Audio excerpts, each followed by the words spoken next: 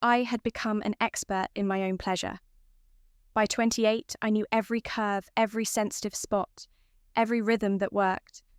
My evenings often followed the same comfortable routine, soft lighting my trusted techniques, and the reliable release I could give myself. It was simple, predictable, safe. Then came Ethan. We met at a friend's rooftop party in Chicago. His smile was easy, his conversation effortless.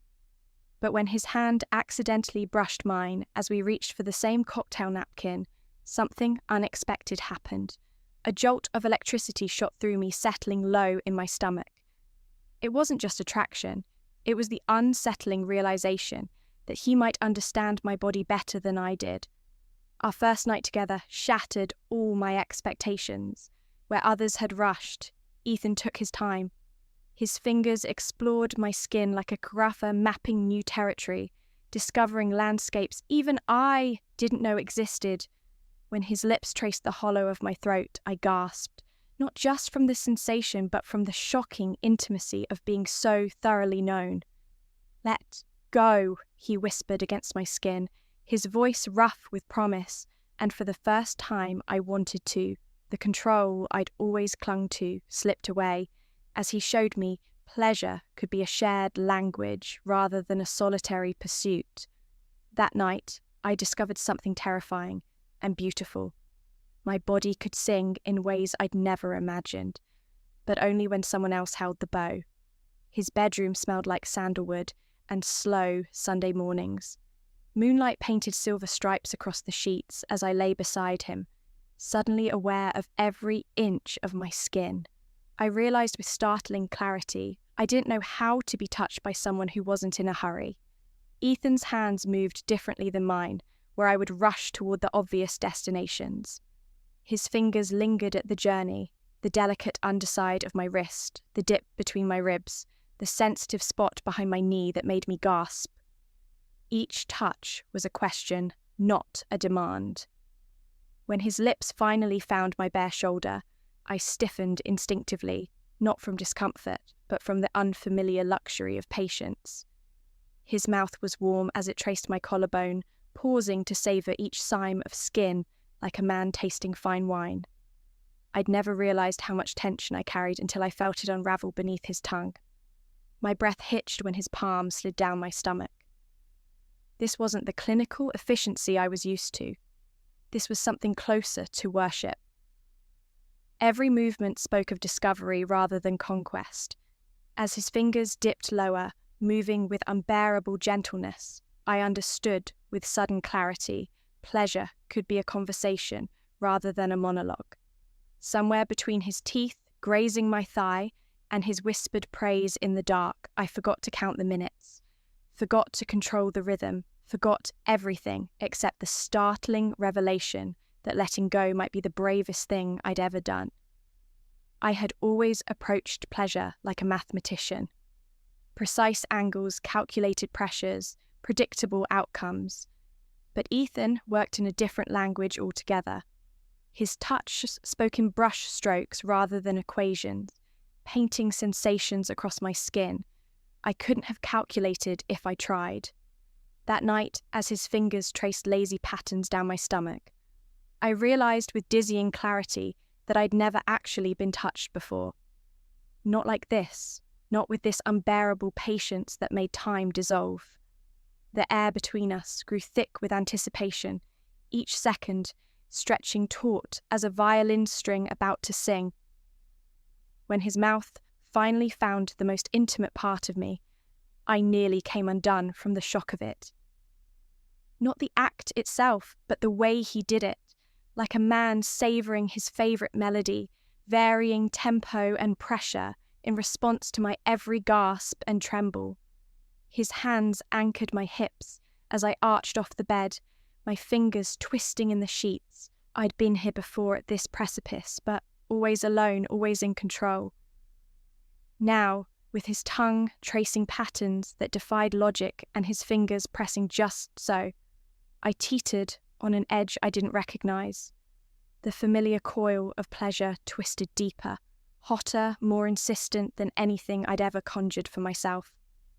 "Look at me," he murmured against my thigh, and when I did, the intensity in his eyes nearly undid me.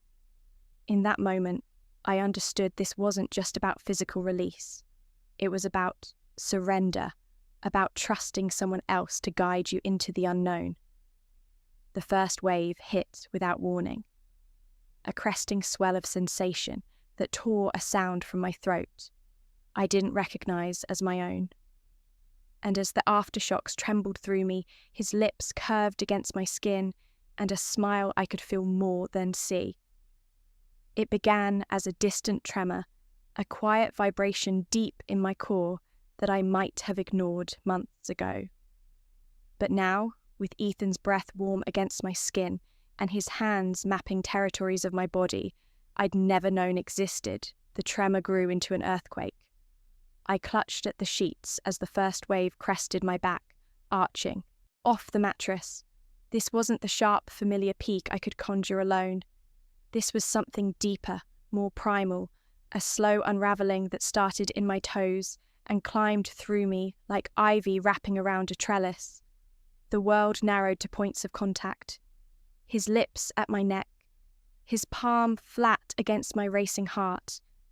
The impossible heat, where our bodies connected, time fractured into fragments of sensation, the scrape of stubble along my inner thigh, the murmured words lost against damp skin, the delicious friction that built until I couldn't tell where I ended, and he began. When the climax hit, it didn't crash over me, it lifted me, weightless, breathless, a free fall through clouds of pleasure, so intense my vision whited out at the edges. I heard myself make sounds I didn't recognize, felt muscles contract in rhythms beyond my control. And through it all, he held me anchored, his arms a safe harbor in the storm, his whispered praise the only compass I needed. As the waves subsided into gentle ripples, I understood with perfect clarity. This wasn't just pleasure. This was flight, morning light, spilled across tangled sheets, painting gold trails where our bodies still touched. I watched the rise and fall of Ethan's chest, studying the way sunlight caught the dust motes dancing above us. There should have been awkwardness. I thought shame, perhaps. Instead, I felt only a quiet wonder, like discovering a new room in a house I'd lived in for years. His fingers traced idle patterns along my bare shoulder. Not the hungry touches of last night, but something softer. Familiar, the kind of touch that spoke of shared secrets rather than fresh discovery. I turned into his palm, breathing in the scent of us, mingled with crisp cotton. Memories of the night before flickered through me like old film strips.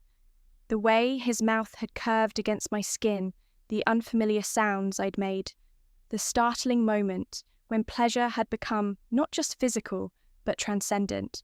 My body still hummed with the echoes of it, a pleasant ache in muscles I hadn't known could feel this way. Ethan's lips brushed my forehead wordless. No grand declarations, no promises, just this sunlight and skin and the understanding that something fundamental had shifted.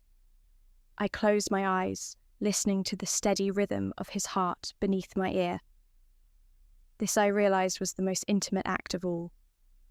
Not the passion of discovery, but the quiet courage of being known.